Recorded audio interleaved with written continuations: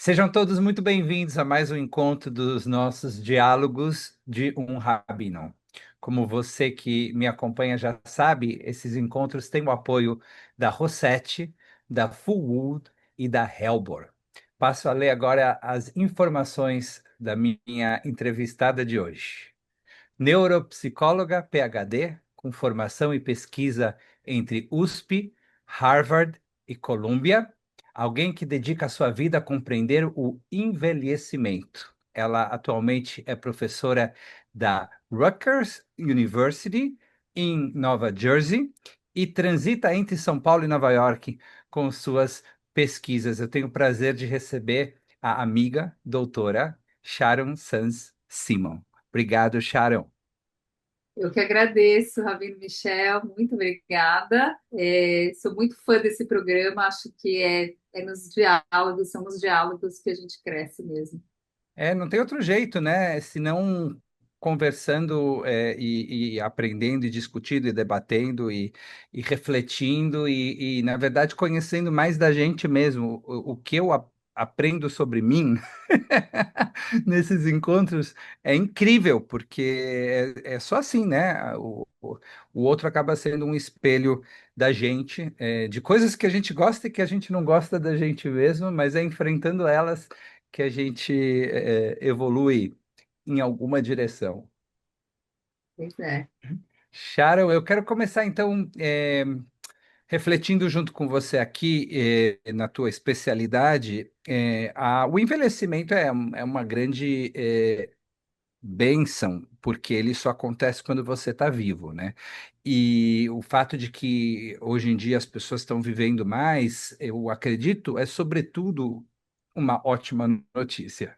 Mas não é porque é uma ótima notícia que ela não vem repleta de desafios, né? E eu observo isso na minha comunidade. Eu já tive a oportunidade de me despedir aqui de uma senhora de 111 anos. E até os 109, ela estava impressionantemente acompanhando tudo que estava acontecendo à sua volta. Então, eu queria ouvir um pouquinho de você, quais são essas oportunidades e esses desafios que têm aparecido junto com a longevidade. Pois é. São muitas perguntas que entram, muitas reflexões. Eu brinco que assim só tem um jeito de a gente alcançar a longevidade, que é envelhecendo, né? E embora a morte ela é inevitável, o envelhecimento ele é flexível, né? Então, a ideia de que envelhecimento, primeiro, é diferente de velhice, precisa ser bem marcada, né? Porque envelhecimento é um processo. E quando a gente pensa em envelhecimento celular, a gente está falando do desenvolvimento humano, de como a gente, lá de trás, vai se desenvolvendo, vai amadurecendo e vai vivendo. E por que que é tão importante pensar nisso como um processo e não como uma fase de vida?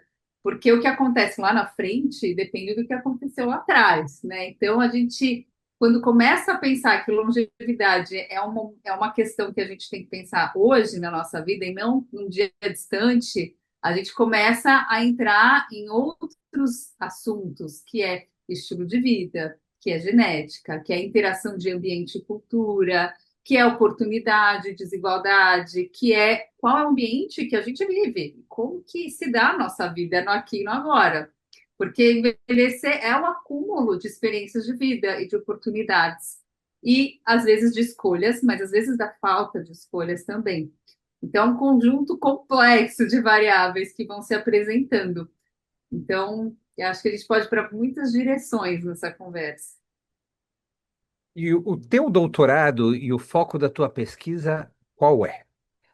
Uma das áreas que eu sou apaixonada é desenvolver intervenções não farmacológicas, né? O que é isso, né? Como que a gente pode, de fato, implementar intervenções interessantes com evidência científica que impactam o nosso estilo de vida, né? Por que essa preocupação com o não farmacológico? Porque tem muita coisa. A gente sabe, por exemplo, que o risco para demência, hoje em dia, quase 50% desse risco tem a ver com fatores modificáveis do estilo de vida.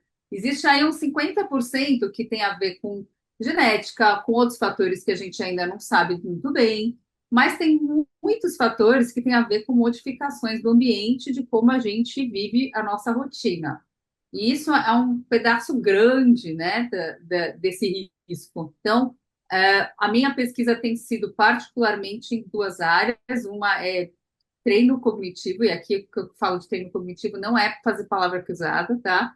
É estratégias que a gente pode aprender no dia a dia, que otimiza a nossa cognição, que faz com que a gente use certas ferramentas e ganhe mais funcionalidade, alcance no dia a dia, conforme a gente vai envelhecendo, sobretudo em algum momento declinando a cognição, numa idade mais avançada. Como é que a gente se mantém, né? Então, uma das linhas de pesquisa que eu trabalho é em multitarefas. Então, como a gente pode aprender estratégias e educar nosso cérebro e a nossa consciência sobre como a gente se comporta para poder ser mais eficiente no dia a dia. Você pode perceber, mas por que isso é importante, né?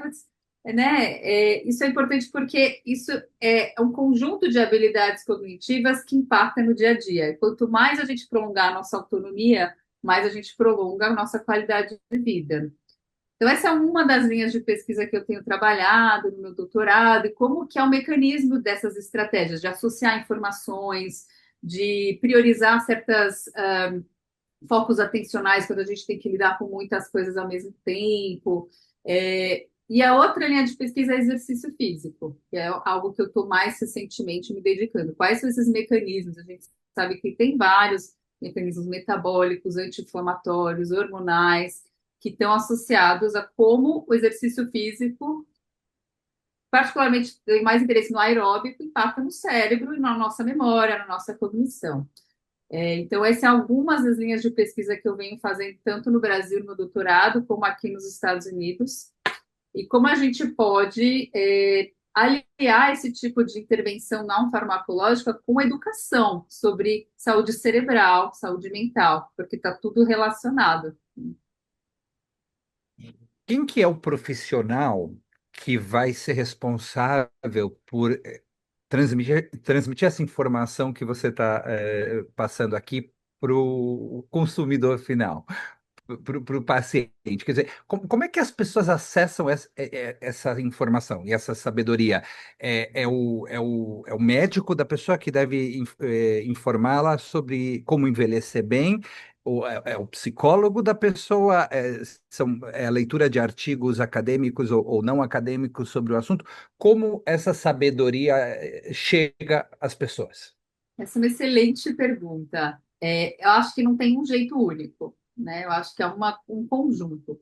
Acho que os profissionais de saúde, sobretudo que trabalham com envelhecimento, mas não apenas, né? Com saúde em geral, podem sim, e, na minha opinião, devem informar, mas às vezes não tem um conhecimento especializado ou, né, não tem isso de forma tão clara, ou tem recomendações mais gerais, né, que a gente fala assim, tudo que é bom para o coração é bom para o cérebro, frases que são um pouco mais gerais sobre saúde também são válidas, mas existem, né, e cada vez mais programas que tentam realmente trazer essa informação de forma mais específica para as pessoas consumirem de forma online, pensarem nisso como um programa educacional mesmo, não só como passando, né, de escanteio ali na consulta, um comentário.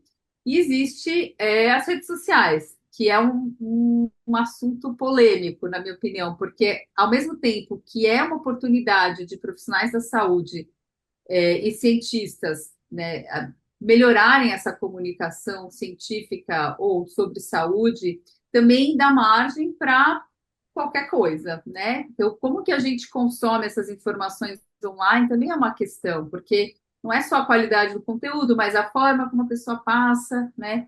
Mas para responder sua pergunta, eu diria profissionais de saúde, não apenas o médico, o psicólogo, o neuropsicólogo, o fisioterapeuta, um cuidador que é especializado nessa área, enfermeiros, acho que tem gerontólogos, que é uma área em expansão no Brasil, né? Tem até uma faculdade de gerontologia na USP, pessoas que têm um treinamento, mas acredito que a internet pode ser um ganho, e aí entra o nosso olhar crítico sobre o que é exposto a nós, e as mídias. né, com verificação de informação também, né? Como é que é teu trabalho na Rutgers? Na Rutgers eu tenho um laboratório que a gente chama Engaging Lab, então o próprio nome, a ideia de engajamento e envelhecimento ativo. A gente tem algumas linhas de pesquisa. Uma delas é, como eu falei, com intervenções, exercício físico, atividades, estratégias de otimizar a cognição e a memória no dia a dia.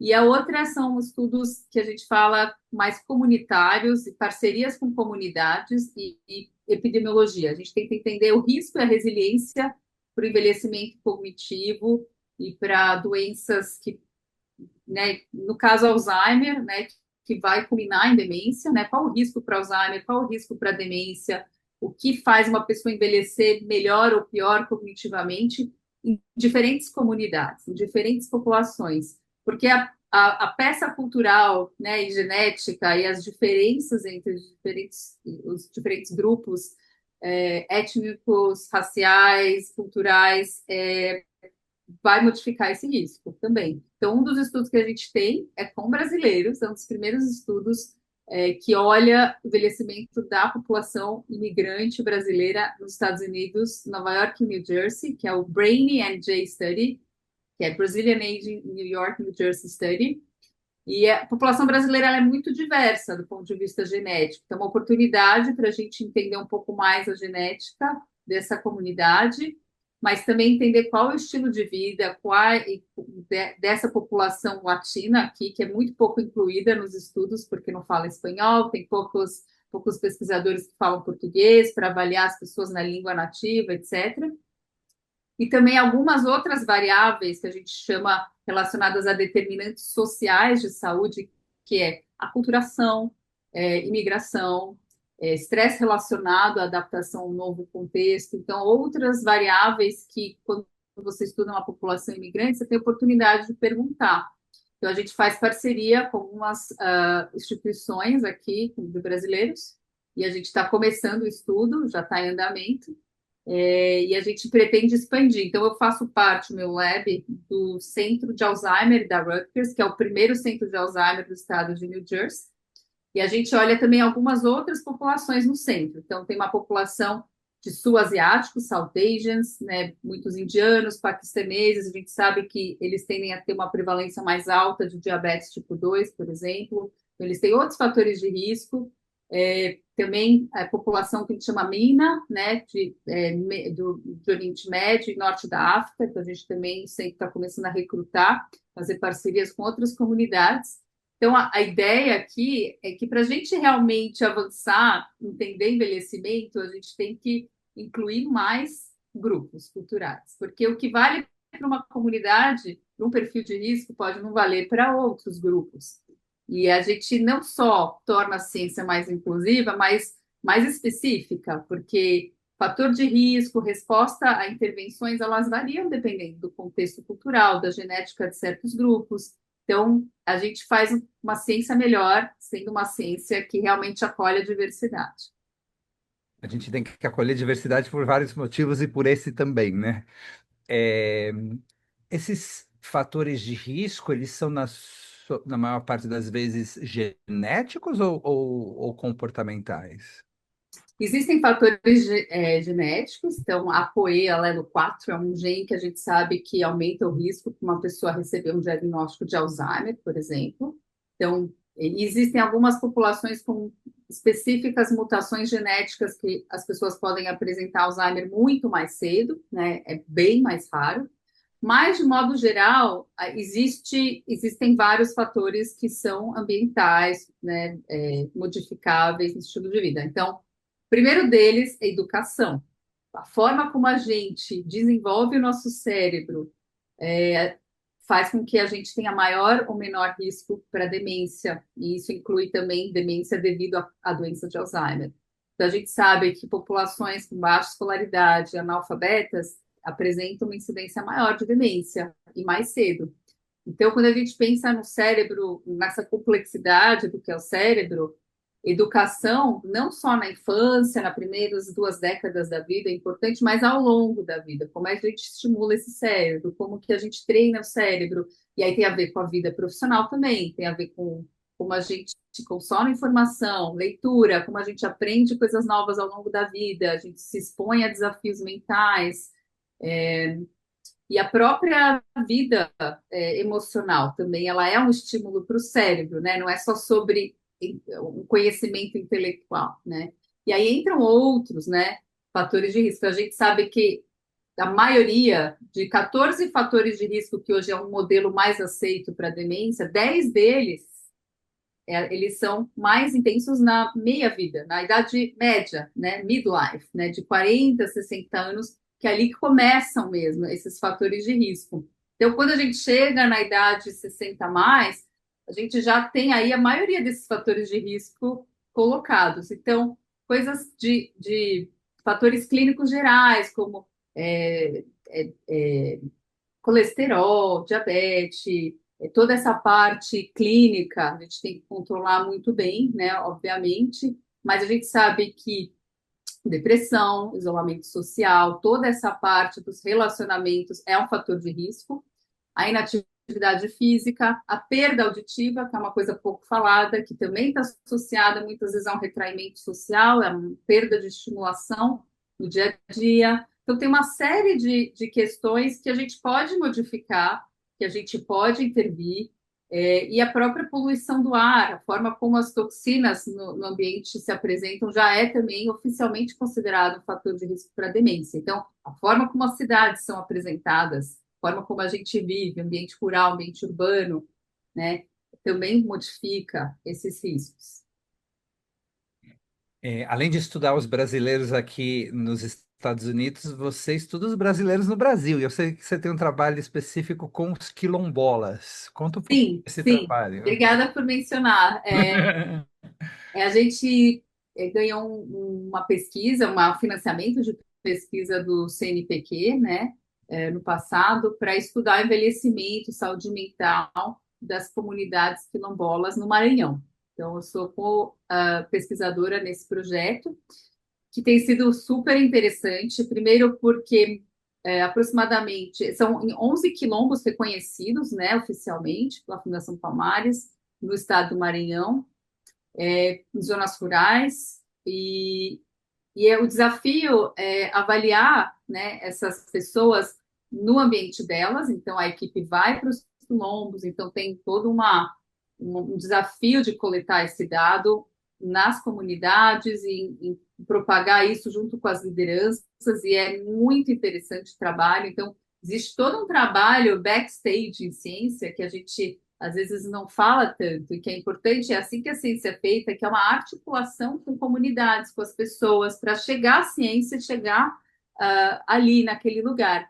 E uma das ideias é, de fato, entender qual é o estilo de vida que pode promover risco ou resiliência nessas comunidades, e para saúde mental, saúde cerebral. Mas um dos grandes desafios é a alta taxa de analfabetismo. Então, é bem mais difícil você avaliar a cognição, a memória, a linguagem, né? E existem outras maneiras de conhecimentos locais que não são via a educação formal, que é mais difícil de serem avaliados por um teste psicológico que não foi feito naquele contexto, para aquele grupo.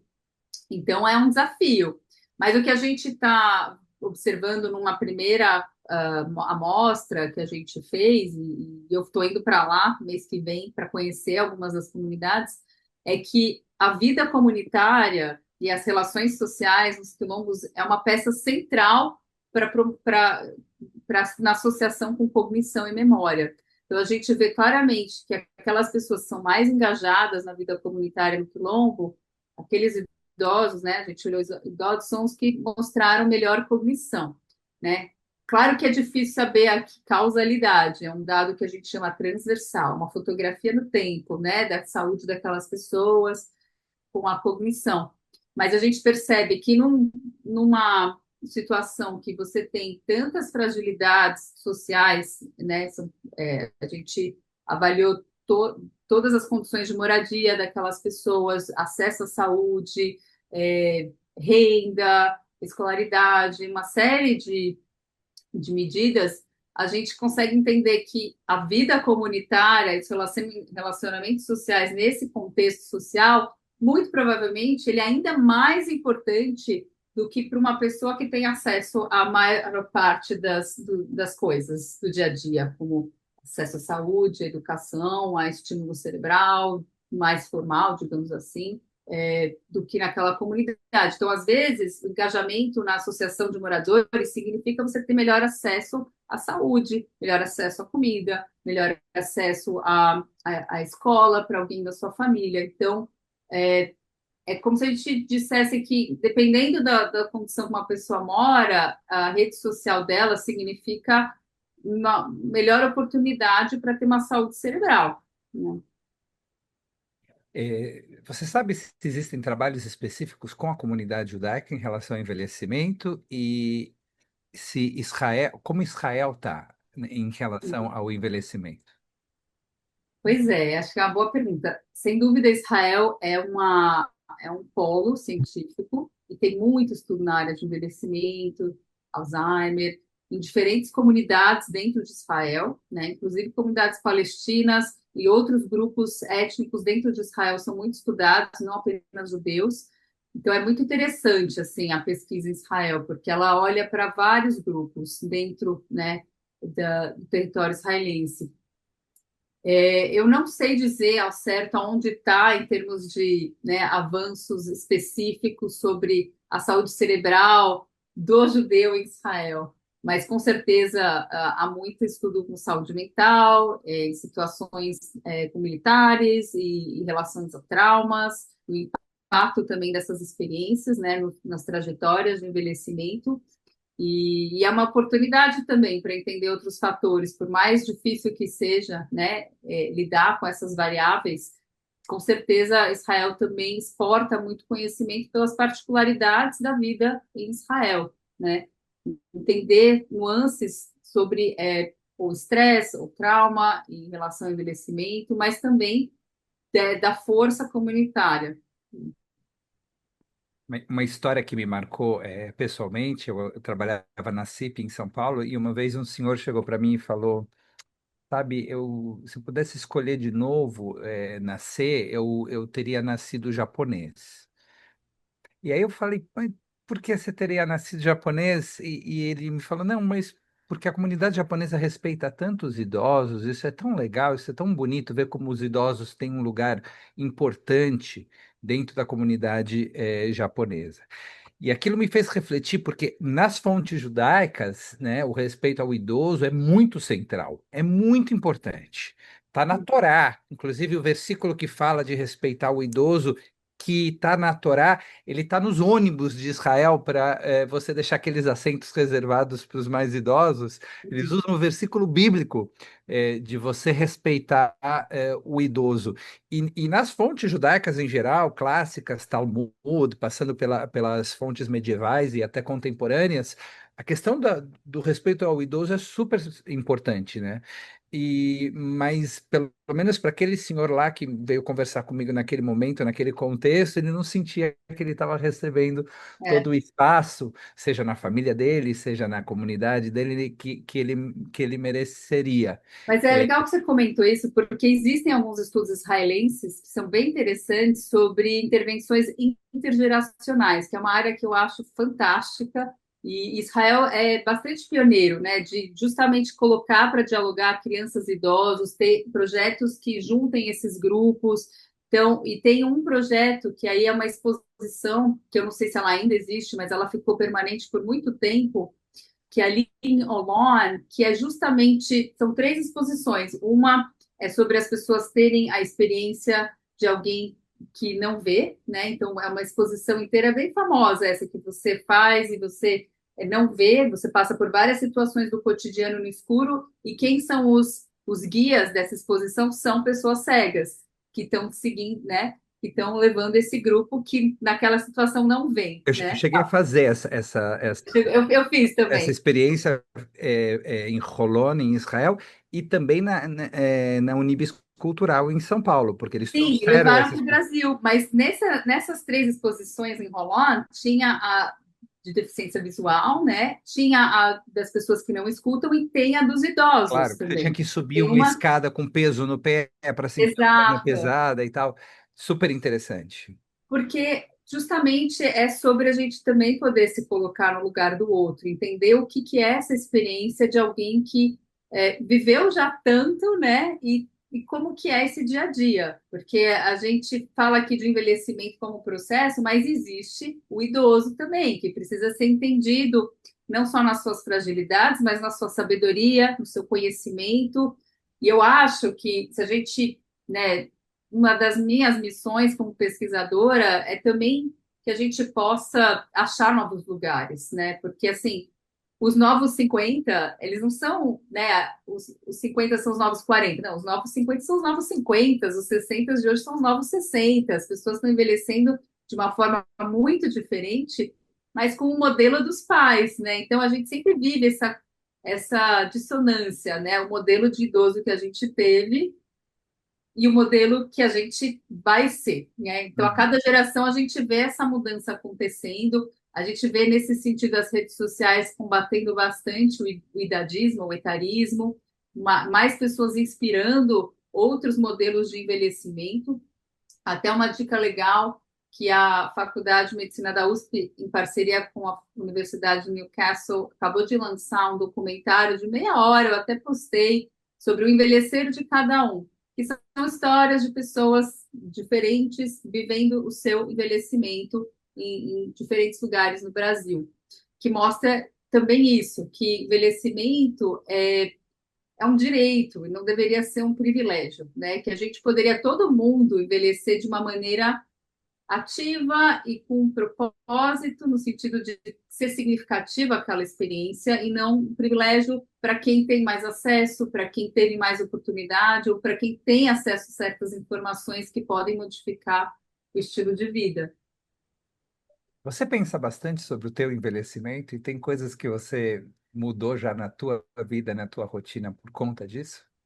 Sim, com certeza. Estudar envelhecimento é um presente, porque a gente, né, fica pensando o que que eu estou plantando, né? Eu brinco que é uma grande plantação. A gente está plantando porque a gente pensa no que a gente vai colher. Então, eu tento ter um estilo de vida saudável, eu adoro correr, gosto de ter consciência do que eu como, de me engajar socialmente, ter relações significativas, mas ao mesmo tempo eu acho que a gente tem que tomar cuidado em não virar uma normatização da vida, né? Eu gosto de fazer coisas que me dão prazer, né? E não ficar também preocupada demais. Então, é esse balanço do assim, o que que a ciência fala sobre saúde cerebral e o que faz sentido para mim nessa fase da minha vida. Eu levo isso muito a sério, né? E acho que como mãe de crianças pequenas e trabalhando e, né, tendo uma vida bastante ativa, eu sempre tento limitar e pensar em estresse, né? Acho que estresse é sempre, para quem é 40 a mais, né, que está nessa fase, muitas vezes, com filhos pequenos, construção de carreira, o manejo de estresse é um ponto central para você colocar essas fronteiras do que eu quero, do que eu gosto, do que eu posso, e poder curtir, né, o seu dia a dia, e não ser um monte de tarefas para um dia estar bem. Eu quero também estar bem agora, né? Então, pelo que você está falando, isso é parecido um pouco com a noção de educação financeira, não é? Porque se você tem um dinheirinho lá que sobra, você deveria estar fazendo uma poupança e pensando no teu futuro. Ao mesmo tempo, se tudo que você faz na vida é poupança, você vai deixar de aproveitar o aqui e o agora. Me parece que no envelhecimento acontece algo parecido, não é? Se a gente fica preocupado demais com a nossa velhice, com o nosso futuro, a gente pode deixar de ter prazer hoje. E deixar de ter todos os prazeres, o que é algo terrível, não é? Então parece que tem uma negociação aí, um diálogo, uma conversa que precisa acontecer o tempo inteiro entre como aproveitar a vida hoje e agora, e o meu presente, mas ao mesmo tempo ter um olhar no que eu quero um dia ser e um dia ter. Sim, e tem isso se associa bastante com um conceito muito estudado nas neurociências e foi cunhado, inclusive, pelo meu mentor da Columbia University, o Jacob Stern, E eu acho assim até meio curioso, porque eu vejo um elemento um pouco judaico nesse conceito, não sei se você vai concordar, que é de É? reserva cognitiva. A ideia de que, porque é um conceito que une os tempos, sabe? É essa ideia de que aquilo que a gente vai investindo ao longo da nossa vida, na educação, a forma como a gente estimula o cérebro ao longo da vida, com a nossa profissão, com os nossos hábitos, vai criando esse capital, essa reserva cognitiva e cerebral que ajuda a proteger o cérebro a qualquer insulto neurológico, a qualquer lesão do cérebro, ao próprio envelhecimento cerebral e a doenças que podem ser vasculares ou neurodegenerativas, como é o caso da doença de Alzheimer, que podem culminar na demência. Então, é interessante, porque o que a gente faz e o que a gente fez dialoga com o que vai acontecer, mas também não é determinante totalmente, né? Existem outras variáveis que a gente não conhece, né? E que a gente continua estudando e que a gente continua atribuindo a várias das experiências de vida que a gente vai, né, escolhendo e podendo ter e usufruindo delas. E tem uma outra coisa que eu queria só comentar, tem uma série de estudos super interessantes que entram um pouco nesse diálogo de passado, presente e futuro, são os horizontes temporais. Uma pesquisadora que estuda bastante isso, a Parkinson, que a ideia de que a forma como a gente entende tempo muda ao longo da vida. E acho que cada um de nós consegue sentir isso, né, conforme vai vivendo. A ideia de que as pessoas mais jovens, elas têm essa visão de que o tempo é muito mais infinito. E a forma como a gente vive as experiências são com um comprometimento diferente do que quando você ou está mais velho, ou muito velho, ou com alguma condição de saúde que muda essa experiência de tempo, né? Esse horizonte temporal, ele é muito reduzido. Então, a forma como a gente aproveita o presente, a forma como a gente entende o futuro, como a gente revisita o passado, também vai mudar de acordo com como a gente entende esse horizonte temporal. E acho que essa é uma dimensão importante quando a gente pensa nessa negociação entre hábitos, entre escolhas, entre prazeres e obrigações, digamos assim. Fascinante, assunto importantíssimo que afeta todo mundo, né? Que afeta a gente, quer a gente reflita sobre isso, quer não, né? Como as pessoas podem continuar se informando sobre o teu trabalho, Sharon? Ah, legal. Eu tenho tentado sair um pouco mais do laboratório e um pouco mais para as mídias, e acho que é um compromisso também, uma provocação aos cientistas que vão assistir ou pessoas interessadas. A gente precisa saber comunicar ciência. Envelhecimento é um caso particularmente importante, porque essa é uma informação que educa as pessoas sobre a vida delas, o estilo de vida delas. Então, eu tenho tentado fazer esse esforço no Instagram, o meu nome fica lá. A gente tem o nosso site do laboratório, Engaging Lab, mas é em inglês. E para pessoas que vão assistir isso e moram nos Estados Unidos, brasileiros, a gente tem um site do Brainy Study, que é com foco nessa diáspora brasileira nos Estados Unidos, em Nova York, New Jersey, que é um site português e inglês. E espero poder contribuir para essas reflexões, porque é um assunto inesgotável, muito dinâmico e que é de interesse e é importante a todos nós, né? Eu brinco que envelhecimento também é um assunto de jovem, e que a gente tem que sair desse círculo de que pessoas 60 a mais falem sobre isso só, 50 a mais ou 40 a mais. É um assunto para todo mundo. Obrigado por acompanharem nossa conversa. Sharon, obrigado por essa entrevista. Eu que agradeço muito. Obrigada. Um abraço a todos.